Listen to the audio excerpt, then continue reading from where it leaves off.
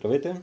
Днес ще поговорим за карбуратора на новите, старите няма никакво значение машини MS170, MS180. Те са идентични карбураторите, една и съща сглобка на машините. Принципно тази машина е дошла с оплакване, че глъхне. Това не е от карбуратора, това принципно е от ауспуха. Сега ще ви покажа защо. След това ще разглобим карбуратора. Ще ви кажа защо аз не ги ремонтирам, а направо ги сменям. Да се върнем на ауспуха. Когато машината работи,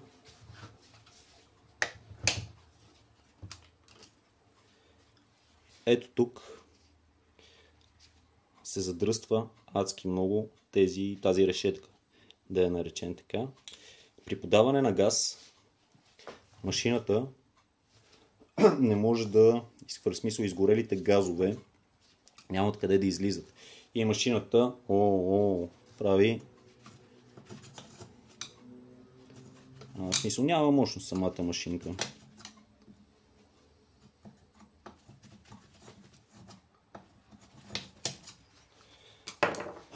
Така, ще го почистя това нещо заедно с ауспуха и ще се върнем на карбуратора. Така, почистили сме си самият ауспух, отворите, слагаме и капачето.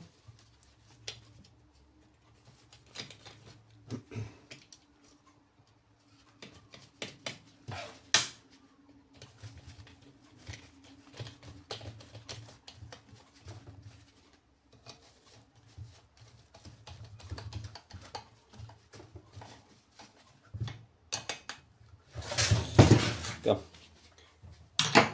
И сега да разглобим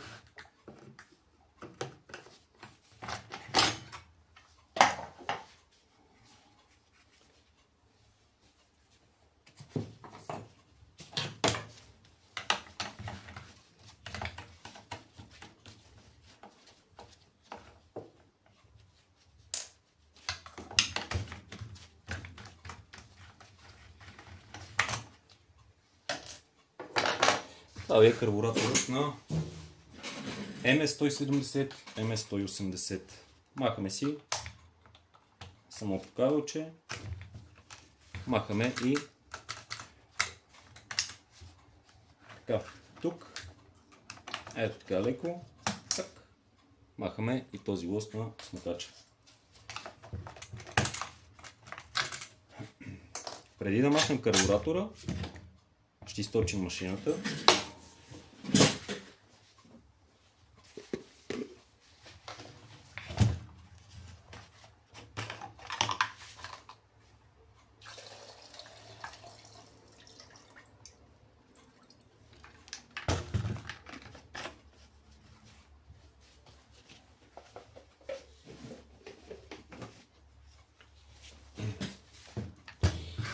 И вече изтегляме си леко карбуратора с една отверчица.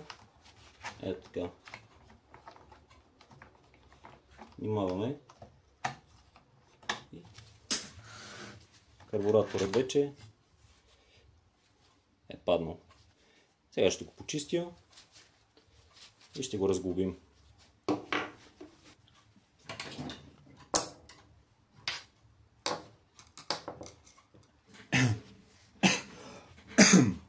Така, това е карбураторът. Старите машини нямат този преход. Новите карбуратори имат тази пластмасичка, имат и бензинова помпа. Развиваме си 4 болчета.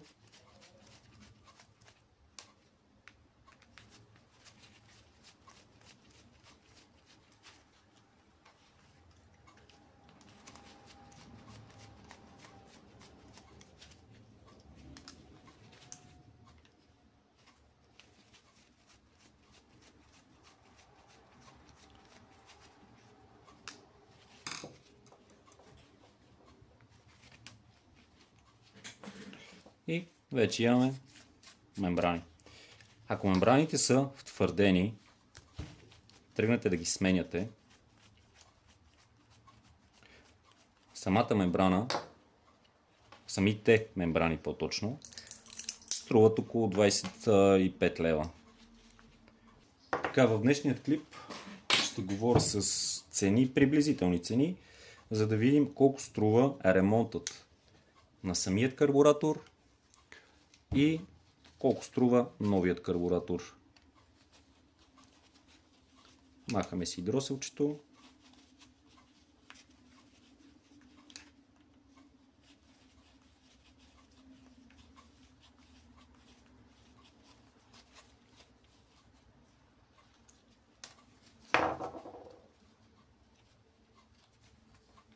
Така, и си махаме зегерката.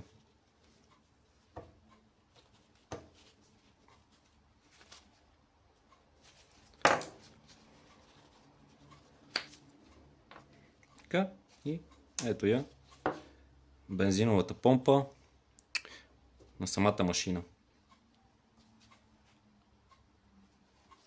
От другата страна ще махнем и клапата на смукача.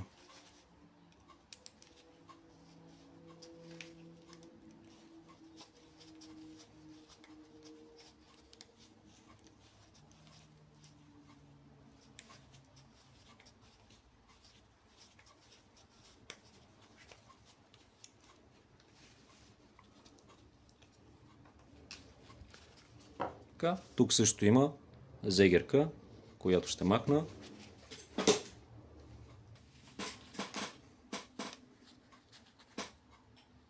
Така. Махаме си тази ос.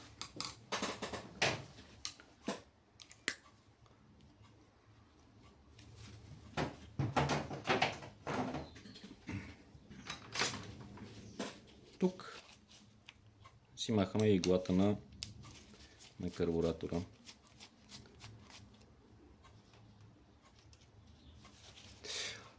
Така.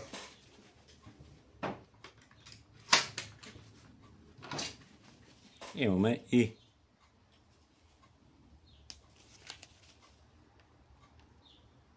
този впръсквач.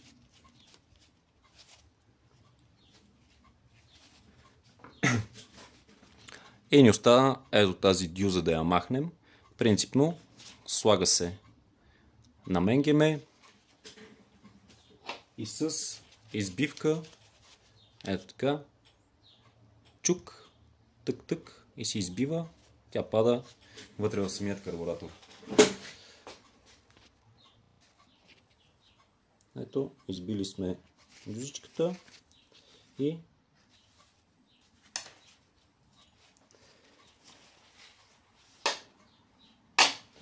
това е разглобяването изцяло на карбуратора.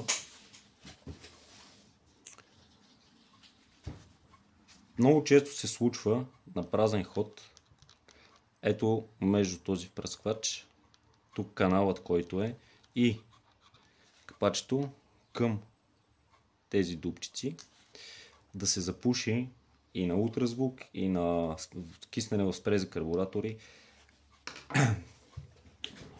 Не винаги става отпушването. Тази дюза се задръства.